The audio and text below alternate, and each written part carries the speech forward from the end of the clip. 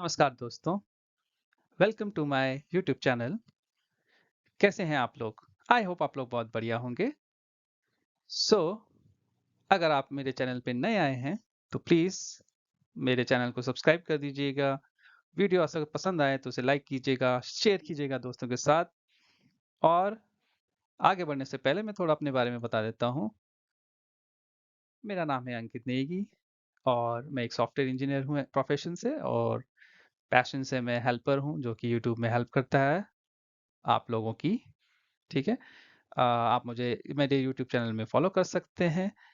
सो हम आज के वीडियो के टॉपिक पे आते हैं बिना कोई समय गवाए।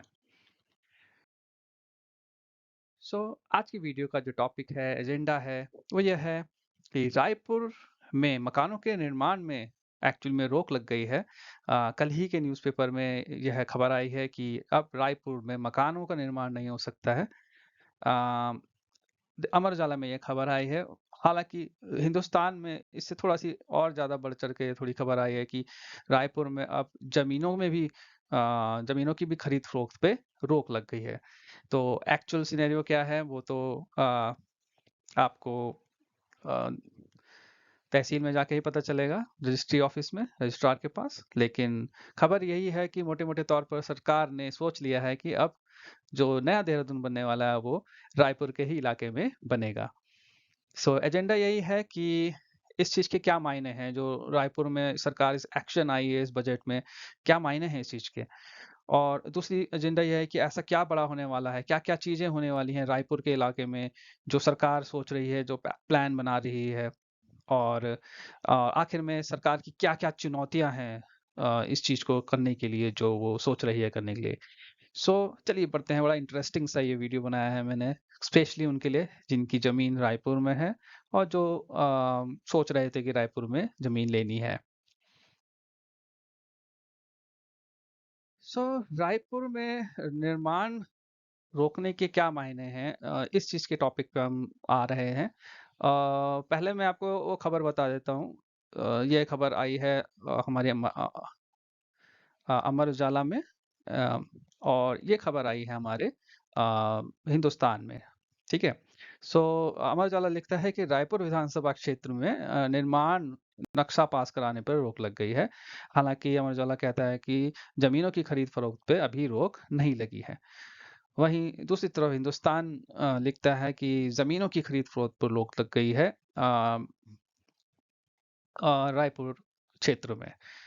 सो चलिए, खबर चाहे जिसकी भी सही हो, बट खबर एक्चुअल में ये है कि सरकार अब रायपुर में सरकार ने सोच लिया है कि रायपुर का भी अब जो विकास होगा वो पूरे प्लान वे में होगा।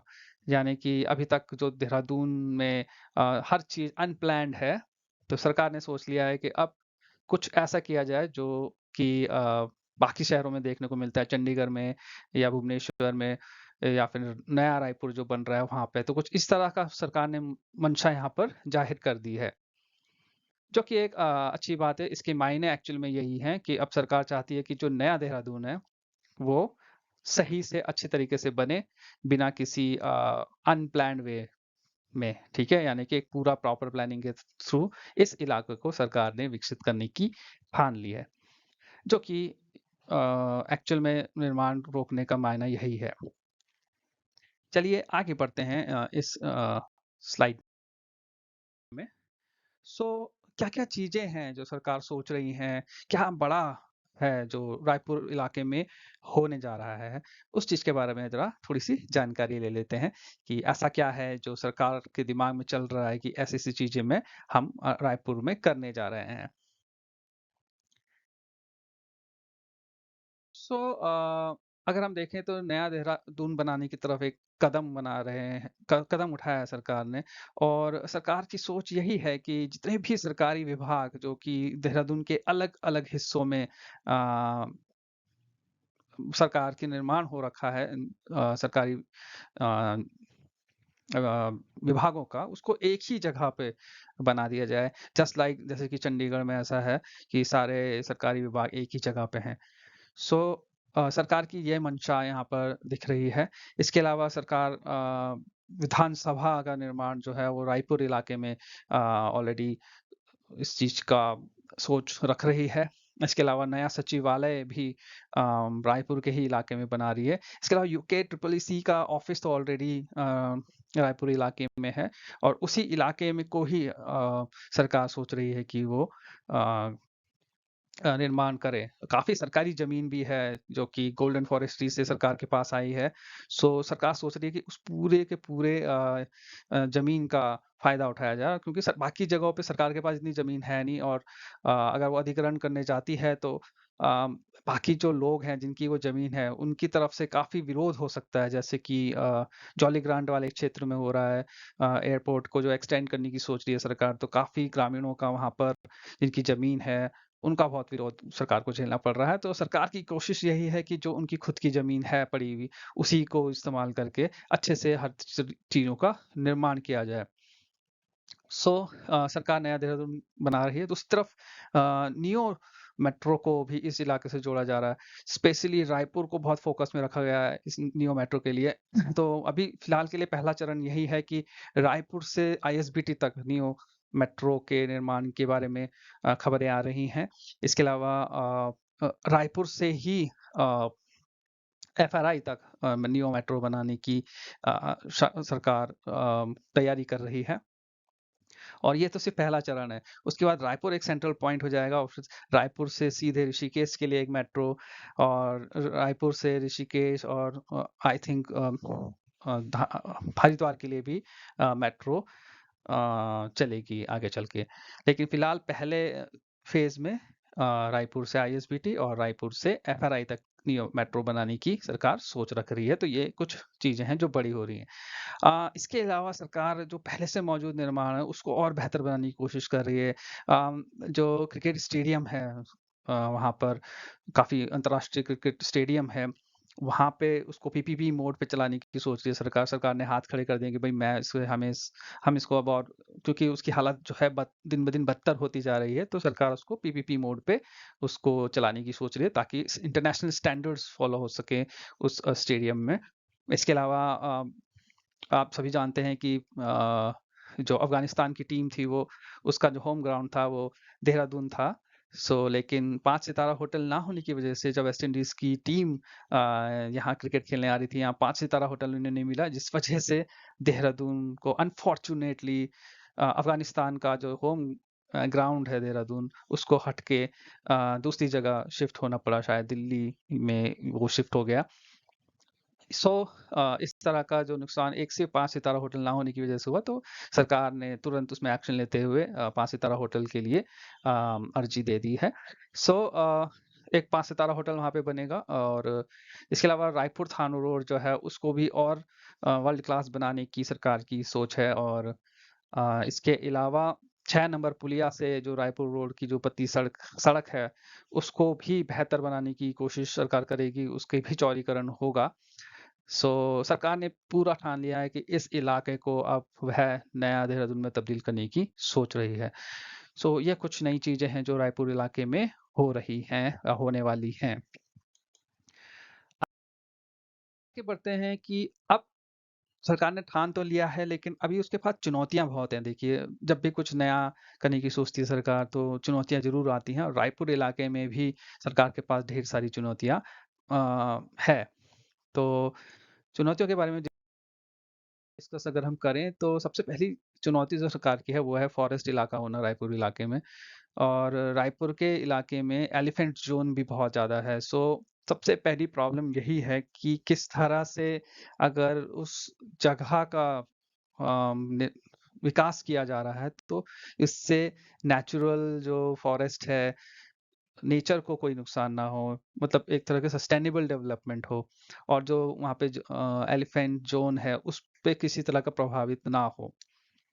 हालाँकि ये करना बहुत ही ज़्यादा मुश्किल है, मैं सही बताऊँ तो चाहे सरकार कितना भी कह लें कि एलिफेंट कॉरिडोर बनेगा, ये बनेगा, वो बनेगा, बट कहीं न कहीं जानवरों को फॉरेस्ट के जो एनवायरनमेंट है, इकोलॉजी है, उस पे असर तो ज़रूर पड़ता है और दूसरी बात पेड़ भी जो कटेंगे, उससे भी देहरादून के एनवायरनमेंट पे फ़र्क ज़रूर पड़ेगा। दूसरी बात है, यह जो सबसे बड़ी चुनौती एक ये भी है कि ये जो इलाका है रायपुर का, यह एक आपदा ज़ोन है। तरह-तरह की आपदाएँ यहाँ पे आती हैं, जो वहाँ पे नदी है, उस पे बहुत ज़्यादा आपदाएँ आती हैं। क्लाउड बर्स्ट वहाँ पे होता ही रहता है लगातार। सो ऐसी जगह पे अगर आप नया देहरादून बसाने की सोच रहे हैं तो एक तरह से ये एक रिस्की वाला काम है। प्लस वहाँ पे अर्थक्वेक प्रोन ज़ोन भी वो है, अर्थक्वेक ज़ोन भी है, सॉरी। सो अम, वही है, एक चुनौती ये भी है कि किस तरह से जब आप नए निर्माण कर रहे हो, किस तरह से आप चीज़ों को स्टैंडर्डाइज़ करोगे, मतलब कैसे आप अ जो अलग-अलग तरह की जो समितियाँ बनती हैं, जो अपनी तरफ से ओके करती है, जैसे फॉर एग्ज़ाम्पल जो ग्रीन ट्रिब्यूनल है, वो कैसे ओके करेगी कि फॉरेस्ट को आप क्लीन करो, फॉरेस्ट के आस-पास आप इतना बड़ा निर्माण कैसे करेंगे? ये एक चुनौती है एक तरह की। ऐसे ही आपदा आपदा के लिए भी आपदा विभाग भी होता है, तो वो किस तरह से आपको ग्रीन झंडी देंगे, वो भी देखने वाली बात होगी। दूसरी बात है कि जब कोई भी बड़ा प्रोजेक्ट देहरादून में आने की सोचता है तो उसके आसपास बेतहाशा ज़मीनों की खरीद-फ़रोख्त होने लग जाती है, जिसमें कुछ ज़मीनें फ़र्ज़ी भी हो जाती हैं।